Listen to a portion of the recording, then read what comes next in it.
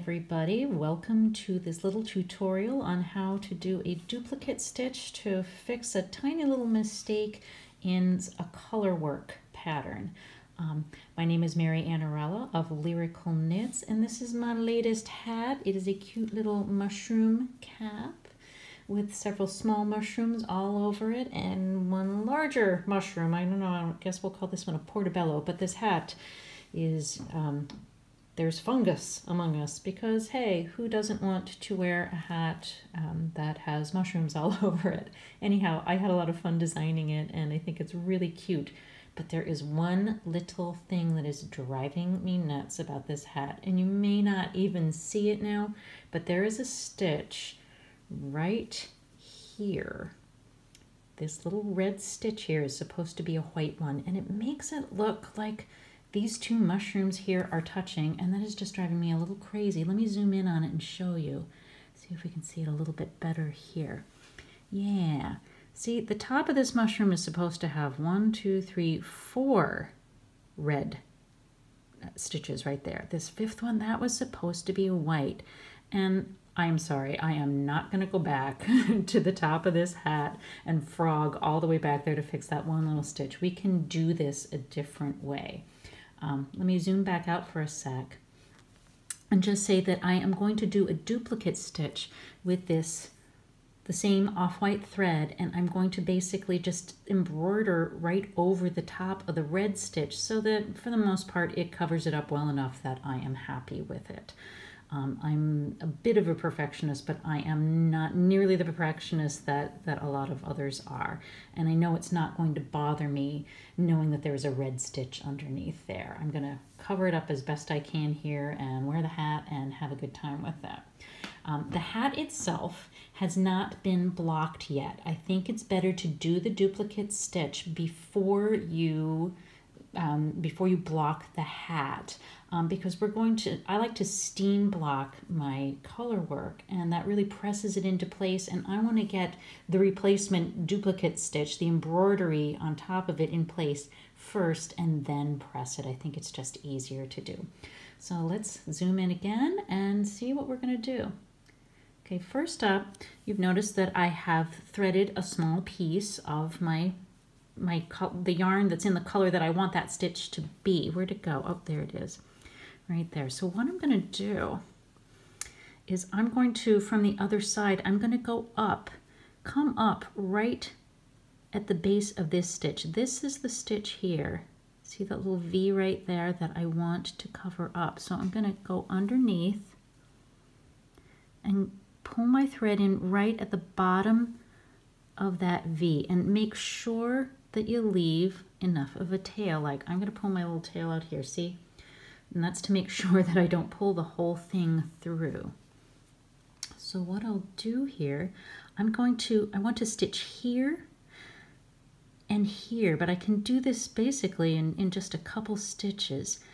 When I knit this stitch, the loop goes this way. It comes up behind this white stitch that's above it and then down and through to the other side. So I'm going to go follow this red stitch through the white one that's above it. Oops, and see, I need to pull my little tail through. There we go. Maybe a little less of a tail would be good. Okay, so now we've done half of the stitch right there. Half of that is covered up.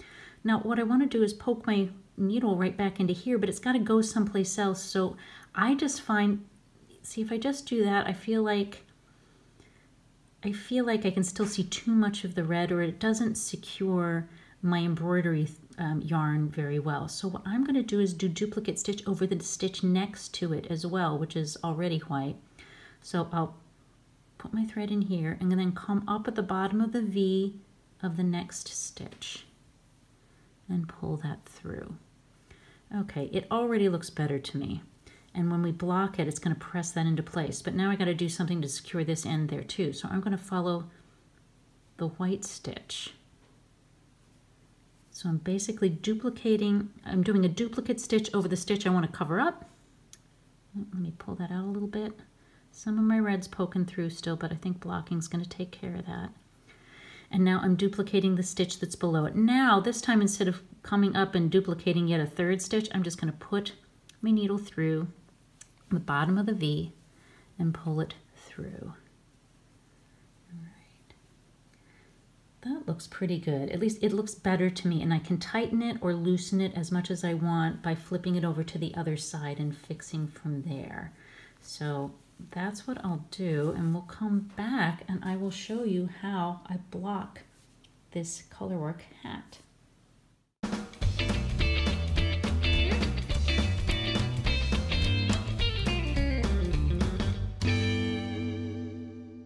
Okay, so now that I have fixed my little stitch with duplicate stitch and I've woven in the ends on the other side, we're going to block this hat.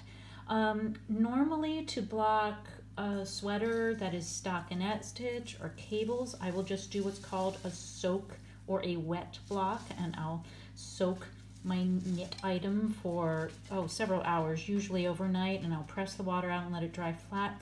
But I find that that doesn't do a good enough job to really flatten and smooth out my Colorwork stitches. So now that I've done the duplicate stitch right there to cover up my little mistake and woven in the ends on the other side, I'm going to do what's called a steam block. And to do that, we need an iron, and it's hot, and it's definitely got steam.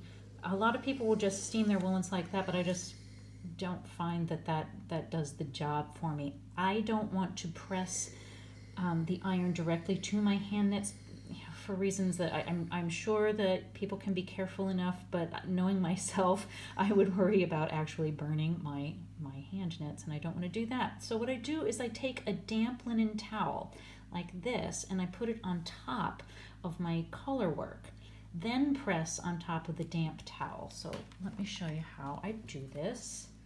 This is just a linen towel that I have, used to put on top of a bread bowl many times, and I've just gotten it nice and damp, and I'm going to lay it right on top of my hat. Now I know the hat curves like that, but that's okay. We're going to move it around somewhat.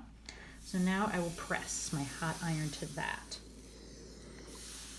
Not super long, but just briefly. Okay, now let's pull that off. Look how nice and even that looks, but it's not quite as flat as I like it to be, so I'm going to put that down again, because again, I'm being really careful here. Now let's pull that back. Yeah, now it's starting to flatten out, but see, I'm going to need to get up in here, so that means I need to fold my hat in a different way. So what I'll do is now I'll open my hat this way. Oops. Looks like we got a dog hair knit into my hat. That happens all the time in this house. Okay, so I'll open it up this way, work my damp towel inside of it, flatten it out as best I can. Don't worry about adding wrinkles to your hat. You can always iron it out later. And now I'm pressing. And again, don't hold it there too long. You don't want to hurt your hand knits, because you can steam away that dampness really easy with a hot iron. There we go. Now we're getting somewhere. Now I'm going to pop this back on here and iron out that one little spot. Now I'll flip my hat around again. And the hat itself feels pretty damp. It really does, because I'm not completely steaming out all that water. But I think that's a good thing, because then I can let the hat dry on a balloon or a hat form. There we go. Now we're getting somewhere. I'm liking that. But when you fully let it dry on a plate or a balloon or a hat form, then you can shape it a little bit better. So there we go. Now we're getting that. But I really prefer a nice damp steam block for Colorwork. Just makes my Colorwork look so even. There are knitters out there who might have perfectly even Colorwork, right off the needles, but I am not one of them. Let's see what it looks like. Ta-da! Okay, now look how nice and flat those stitches look. Looks really nice. Again, be really careful because this is damp. Oh, there's my big mushroom. I really love that mushroom. And what I'll do for the top here, because it needs to be steamed, is what I can do is sort of plop it down like that. Find another damp area of my towel again. And just gently steam the top of it like that. I hope I don't steam up the phone camera. There we go, but that's definitely looking better. Okay, it looks like I stretched out my little cast off there a bit much, but I might want to even fold it this way because this looks a little wonky just on this little spot here. Yep, fine. I'll find another damp part of my towel. I'll press that out. And notice I'm just kind of using the tip of my iron right here too. And notice also that I am not holding the iron there for more than just a few seconds. You want to be really careful that you don't burn yourself or burn your hand knits either. There we go. I'm really liking how this is looking like that. Okay, now my ribbing came out. I actually like a folded ribbing. I'll fold my ribbing either like this, or I like the look of a single ribbing, but I really like the comfort of a double ribbing right there. So I'm actually going to wear my hat with the ribbing folded under like that. So there we go. You can always go ahead and press things out as need be, because this looks like I have a little iron mark right here. I'll turn that out. But otherwise, you can just let it finish drying on a hat form or a balloon. And once it's completely dry, it'll be ready to wear. So there you go. There's Fungus Among Us. I hope you enjoyed this little tutorial, and I hope you enjoy the hat.